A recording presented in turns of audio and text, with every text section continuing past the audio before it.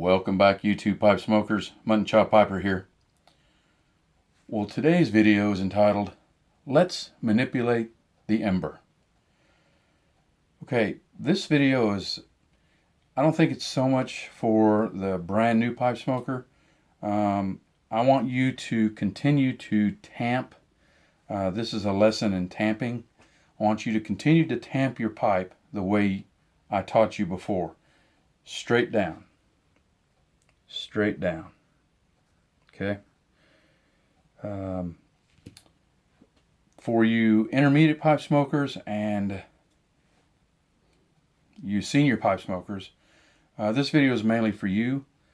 The senior pipe smokers, you might have already tried this, and either one, you found it worked, or two, it didn't work at all. But I find that this helps me build carbon cake. Okay, so let's get started. In front of you, I have made some drawings.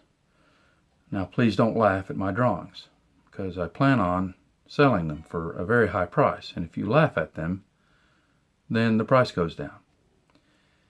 So anyway, this portion right here represents the tobacco, your regular, just poured in tobacco. Here is what's called the charred tobacco, where the lines are. The top here is the ash. Now this is the way a normal pipe will burn tobacco. You fill it, you get a char light, and then the ash lays on top. Now, before we continue, I want to explain to you why this kind of is important to understand this process. And I'm going to give you a little bit of homework. What I want you to do, and most of you might have already done this and it's already happened to you, but if you haven't, I want you to try this. I want you to fill your pipe. I want you to light it to get the char light, and then I want you to light it to where you get a nice ember burning and it's lit well. Then I want you to smoke it. Smoke it, smoke it, smoke it until it goes out.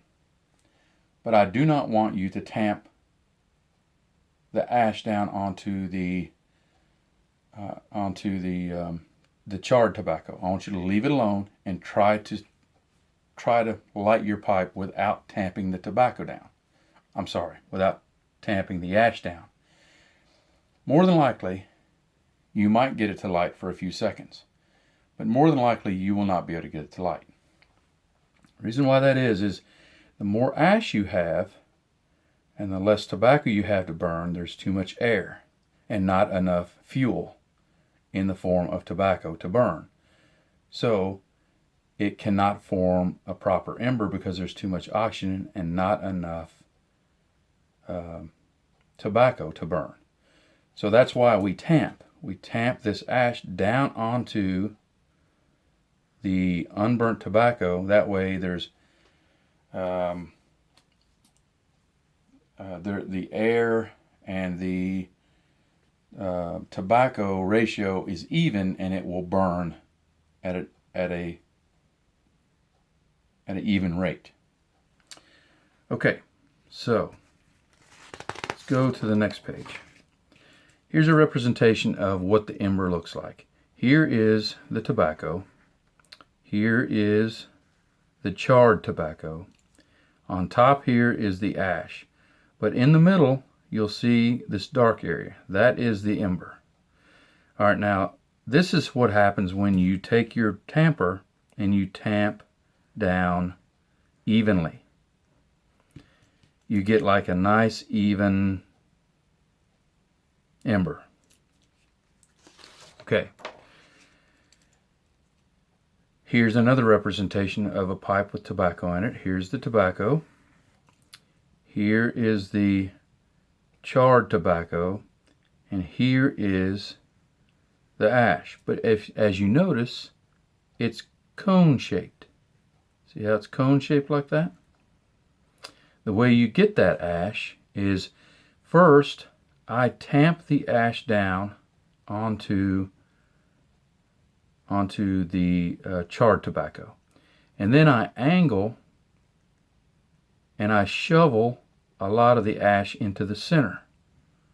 Okay, to where on the side here you can kind of see this charred tobacco. So it's piled up in the center, but there's a lot more ash in the center, but a lot less on the sides, near the walls, inside walls. Okay, so you light your pipe back up, and here we go again. We've got the tobacco in the chamber, we've got the charred tobacco above that, and then at the top here we've got the ash. But look at what the ember looks like now. Because you don't have as much ash near the walls here, right? You're going to have a lot hotter ember on each side and a lot less on the center. Now it will still burn the tobacco down like it always does, but it just burns a little bit hotter on the sides because there's less ash. Remember this one here? See how there's less ash here and here? That will cause the ember to be a little bit more intense on the sides and less in the middle. So why am I telling you this? Well, for me, now this is just for me. I'm just giving you this information so that you can try it for yourself. But for me, I find that manipulating the ash in this manner gives me a little bit stronger and a little bit better and a little bit quicker carbon cake, because the tobacco on each side nearest the walls is being burnt, and it is being burned a little bit hotter, and it releases that carbon, and it's right next to the wall.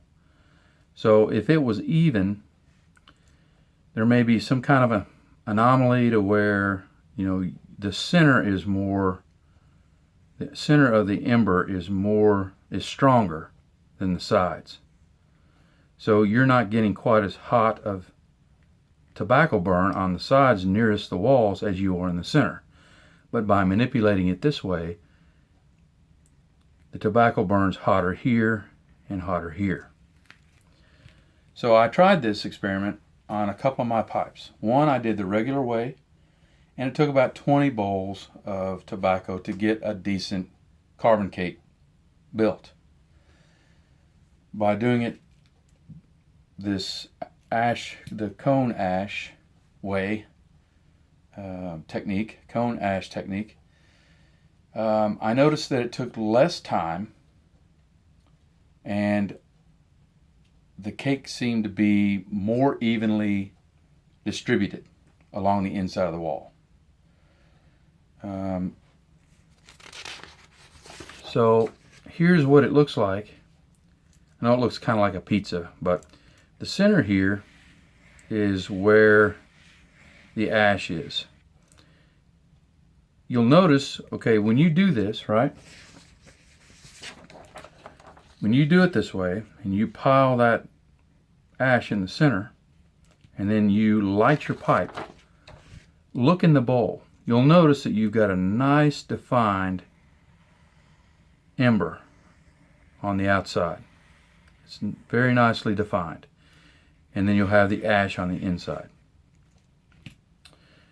Now, let's say that you've decided that you've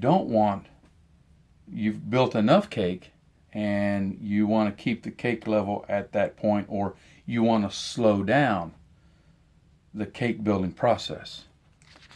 Then you would just do the opposite. Here's the tobacco in the tobacco chamber. Here is the charred tobacco. And what you want to do is you want to take and you want to pile up the ash against that carbon cake like this. You want to bring it from the center to where you can see the charred tobacco in the center. When you light your pipe, you'll notice that you have a nice little ember right in the center. And it will still, see how it's still going to burn the tobacco, but the heat is not going to be centralized on each side. It's going to be, or on the sides, inside sides of your bowl. It's going to be centralized on the center. So it'll all go down. It'll all, you know, it'll all burn down, but the center is where the hottest part of the ember is going to be. Everything will continue to burn down, but it just will not be as hot on each side of the bowl, or it won't be as hot nearest the walls. It'll be more hot in the center. The heat will be localized to the center and go out. If you've got the ember, if you've got the ash where it is in the center, then the ember will burn hottest on the nearest the walls and then cooler toward the center. So let's review real quick.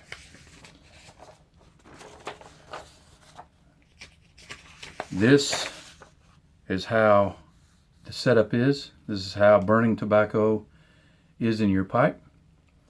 You've got tobacco, you've got the char tobacco, and then you've got your ash.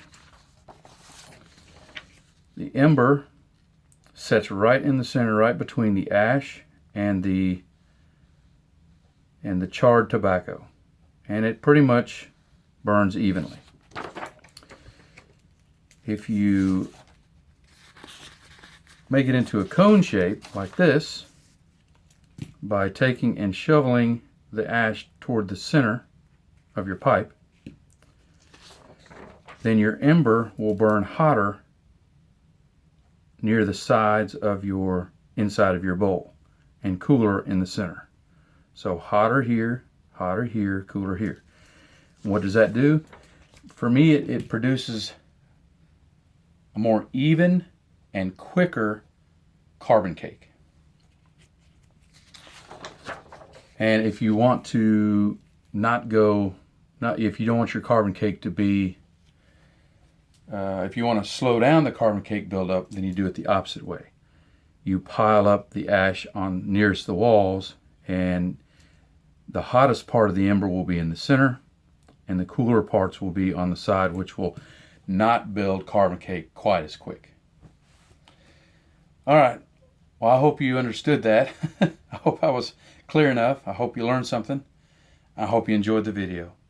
Until my next video, I want to wish you and your family happy piping.